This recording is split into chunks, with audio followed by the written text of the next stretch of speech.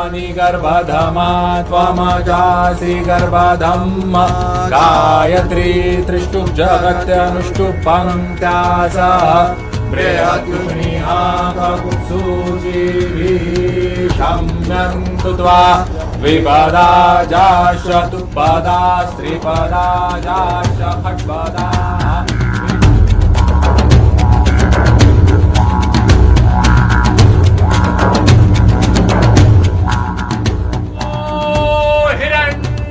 हिरण्यबाहवे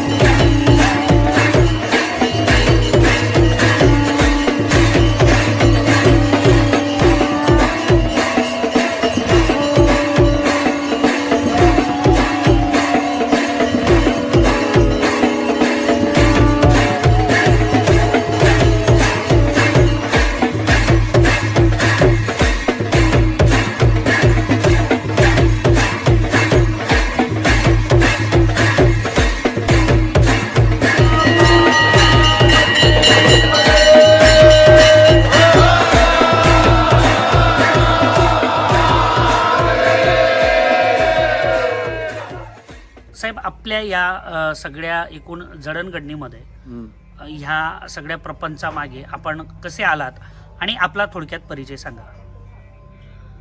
मी चंद्रशेखर राणे, रुद्रराज माझं आध्यात्मिक नाव आहे. मी माझं क्वालिफिकेशन मी national institute of design Ahmedabad NID अहमदाबादमधनं मी व्हिज्युअल कम्युनिकेशन फिल्म ग्रॅज्युएट होतो. नंतर मी जे मधनं मी फाईन आर्ट्स पण केलेलं.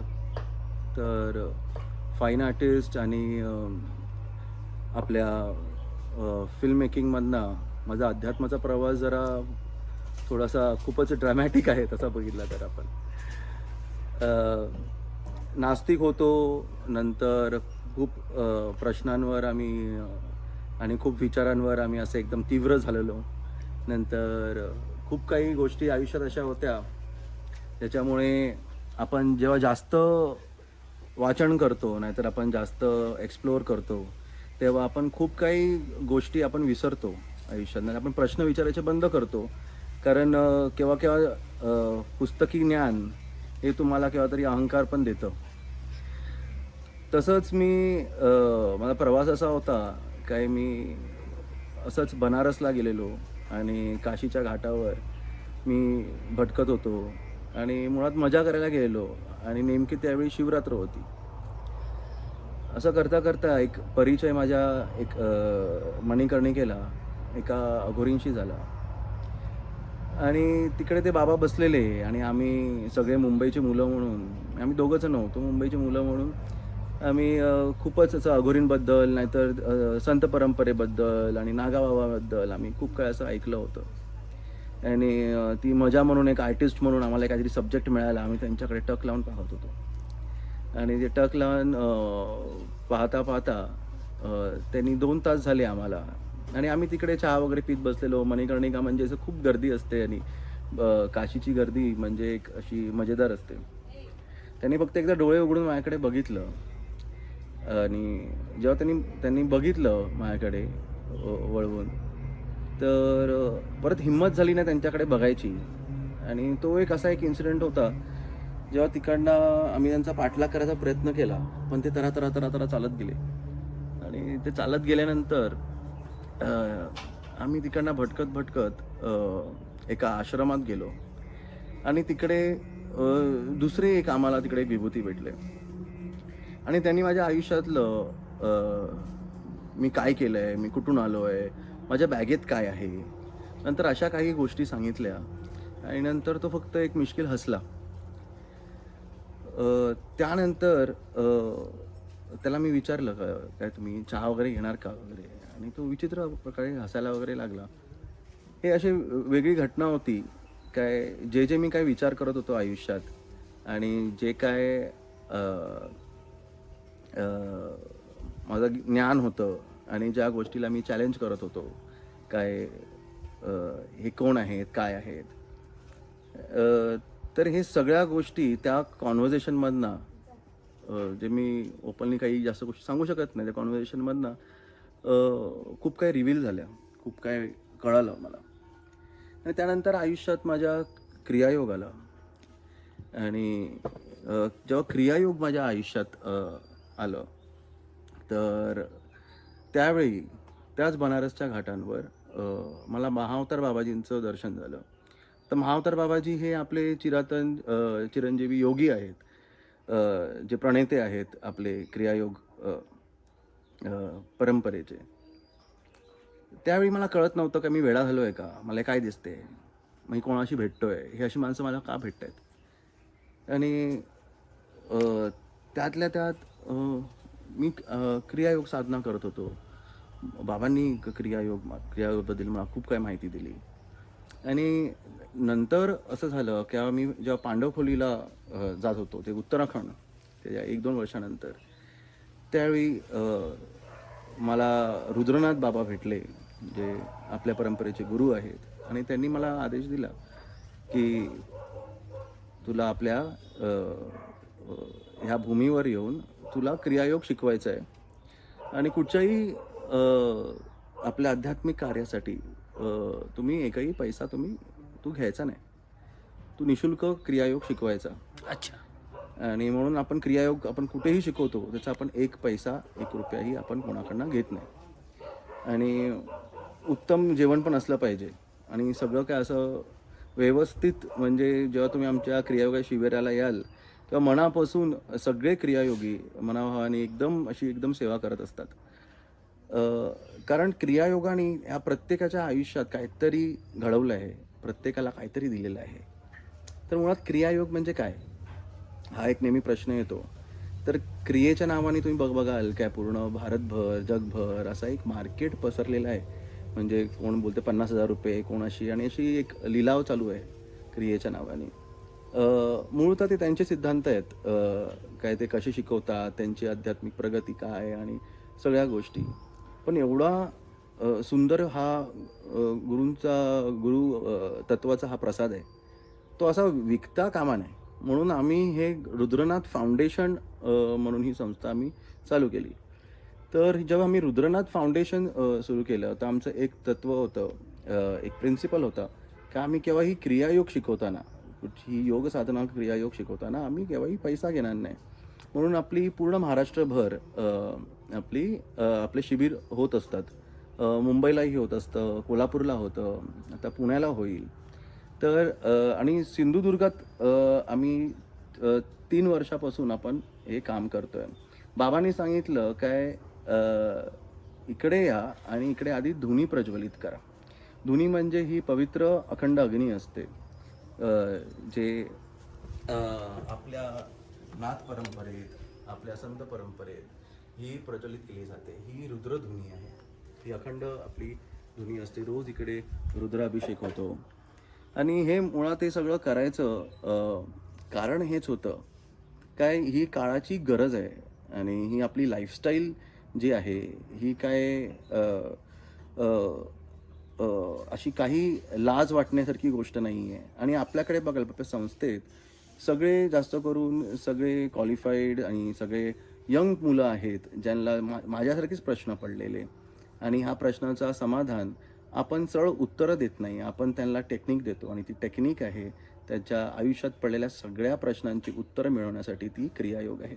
क्रियायोग गुरु, इथे इतकं सुंदर वातावरण आहे, धुनी सुरू आहे, शांतता आहे.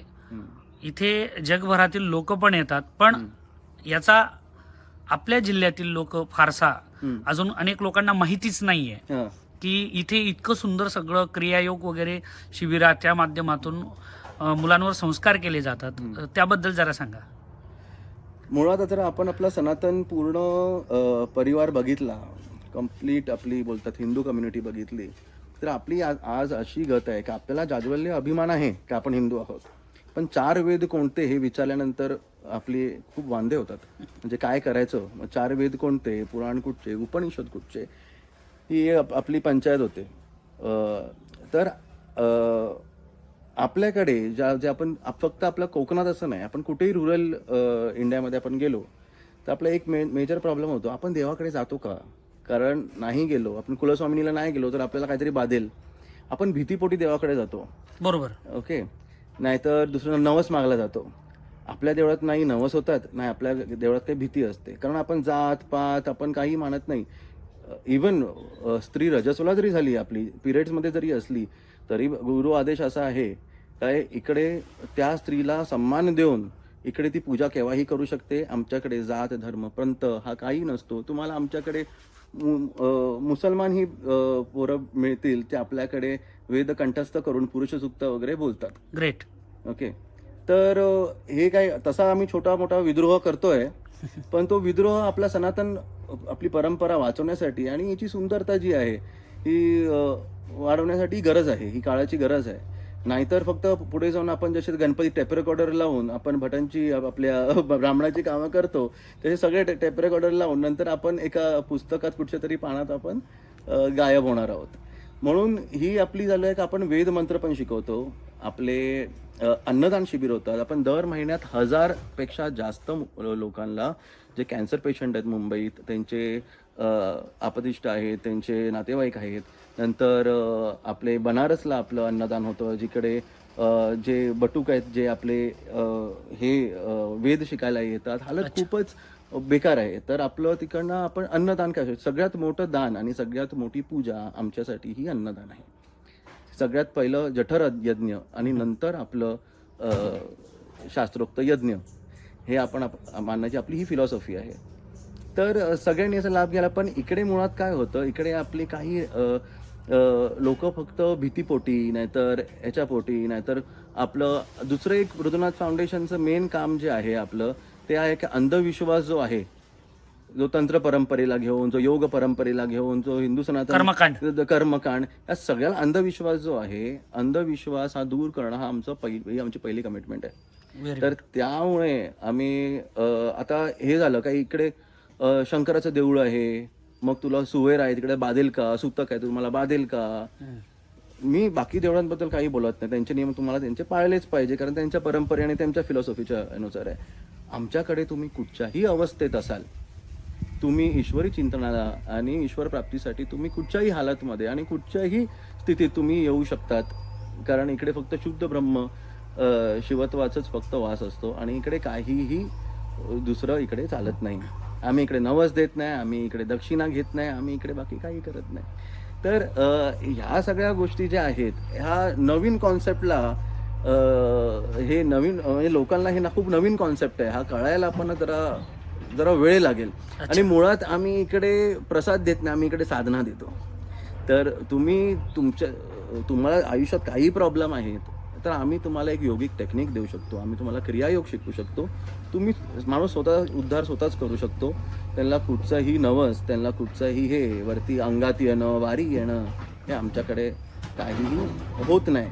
तर ह्या सगळ्या गोष्टीला हा थोडं जर तुम्ही बोला हा एक आध्यात्मिक प्रबोधन आहे, नाहीतर आध्यात्मिक हा बोलता तुम्ही लढा असू शकतो. तर ह्याच्यात जरा वेळ जाईल, पण काळानुसार लोक हळूहळू आपल्याकडे येतील. पण मला एक नेहमी खंत वाटतो, केव्हा जेव्हा मी बाहेरच्या शहरात जाऊन शिकवतो, तेव्हा लोक आतुरतेने थांबलेली असतात की आम्हाला हे विज्ञान जे आहे, योगिक विज्ञान जे शिकायला मिळेल. जसं मला नेहमी वाटतं काय सिंधुदुर्गात पण लोकांनी यावं आणि क्रियायोगाचा लाभ घ्यावा.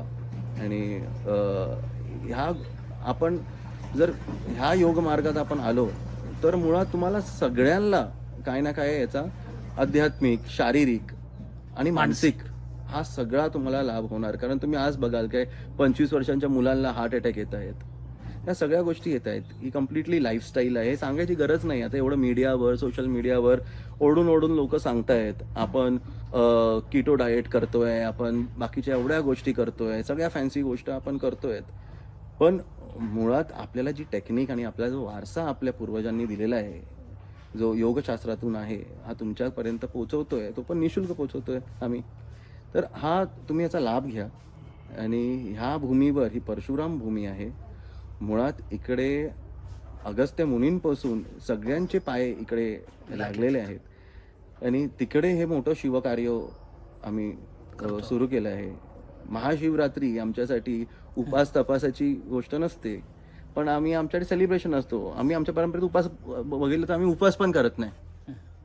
उपास करा तुमच्या शरीरासाठी करा, देवाला ब्लॅकमेल करण्यासाठी करू नका, आमचं असं म्हणणं आहे. ओके, तर साधना आणि तुम्ही किती रोज स्वतःचा उद्धार करतायत ह्याचं मेन महत्त्व आहे. तर तुम्ही स्वतःवर, तुम्हाला जर ईश्वरापर्यंत पोचायचं असेल तर स्वतःचं शरीर आणि स्वतःचं मन हे त्या देवळाचं दार आहे आम्ही बोलतो. तर मला वाटते निश्चित थोडा वेळ लागेल लोकांपर्यंत पोचायला, पण हळूहळू जर अपील होईल आणि जेव्हा लोक जे नवीन मुलं जे आहेत, जे क्युरियस आहेत, जे ज्यांना शोध घेण्याचं हे सगळं आहे, ते नक्की आपल्याकडे येतील. आणि आम्ही कुठचेही तुम्हाला कर्मकांड शिकवणार नाही, फीज घेणार नाही. फक्त तुम्हाला आम्ही काहीतरी एक योग टेक्निक देऊ, ती आहे क्रियायोग. क्रियायोग मुळात जी आहे ना, ती सप्तचक्र साधना आहे. सगळे आपले व्याधी, सगळे आपले त्रास जे आहेत, आपले चक्र ब्लॉकेजेसमुळे आणि त्या कार्मिक त्याच्यावर जे आपण काय बोलतो संस्कार होतात, त्याच्यामुळे आपल्याला त्रास होत असतात. क्रियायोग ते पूर्ण क्लीन करतं.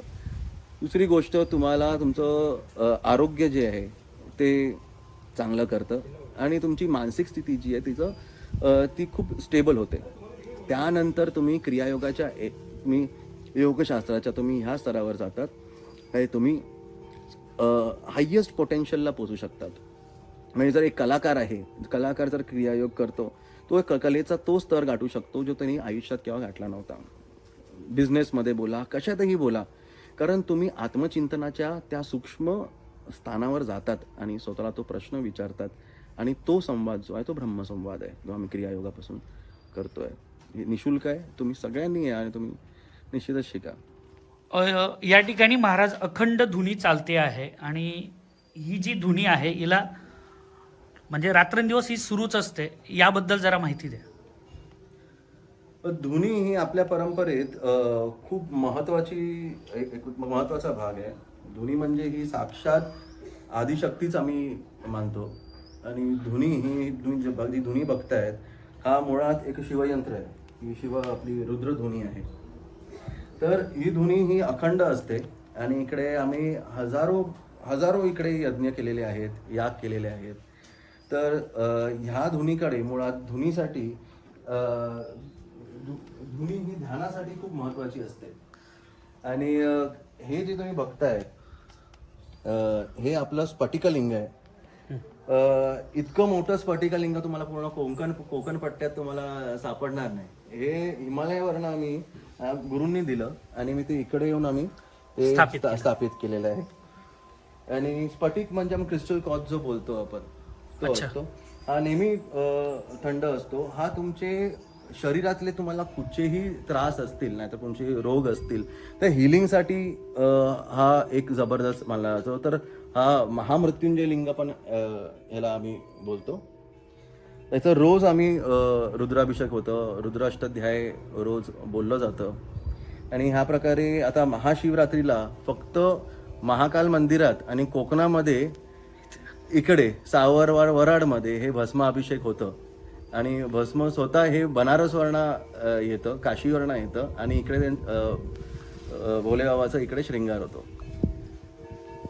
अतिशय सखोल आणि वैज्ञानिक दृष्ट्या सुद्धा ही माहिती उपयुक्त आहे. या ठिकाणी आपण नागाची सुद्धा स्थापना केलेली आहे. समोर एक सुंदर असं नागाची स्थापना दिसते. समोर एक कुंड आहे, त्याच्यात कमळ आहेत. नेमकी आध्यात्मिक दृष्ट्या याची काय महती आहे? का आपण हा जो नाग जो आहे हा वसुकी आहे. वसुकी. वसुकी बोलतो आपण जेव्हा आपण महादेवाच्या नागाला बोलतो. आणि हे आपण तुम्ही बघाल काय पंचमुखी नाग आहे तो. पंचमुखी. पंचमुखी नाग आहे. पंचमुखी नाग म्हणजे काय, आपण जेव्हा बोलतो नमः शिवाय, नमः शिवाय हा मंत्र जो आहे तो मंत्र जो आहे तो 5 तत्वांसाठी आहे.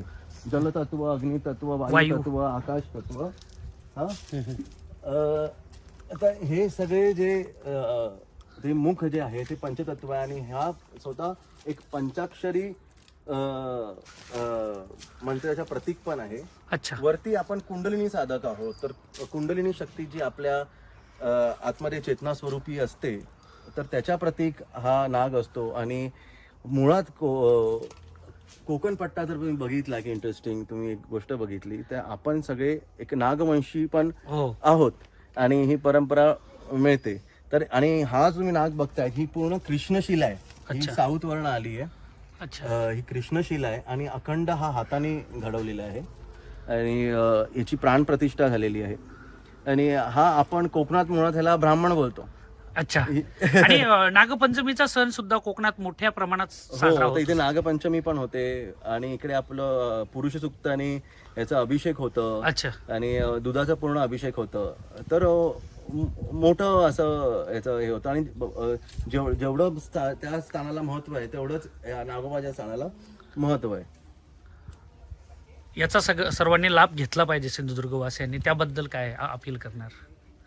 आता महाशिवरात्र आपल्याकडे अखंड साधना रात्र असते. आणि प्रदोष आणि महाशिवरात्र ही 2 दिवस आपण खूप मोठी आपण एक सेलिब्रेट करतो. आणि महाशिवरात्र मुळात आपल्या परंपरेत ही शंकर आणि पार्वती महादेवाची आणि आई पार्वतीची हे लग्न सोहळ्यासारखं आम्ही सेलिब्रेट करतो. तुम्ही बघाल त्यावेळी उपास तपास नाही, एकदम असे पंचपक्वान्न असतात, पूर्ण संगीत कार्यक्रम असतो. काशीवर्ण इकडे मोठमोठे गायक येणार आहेत गायला.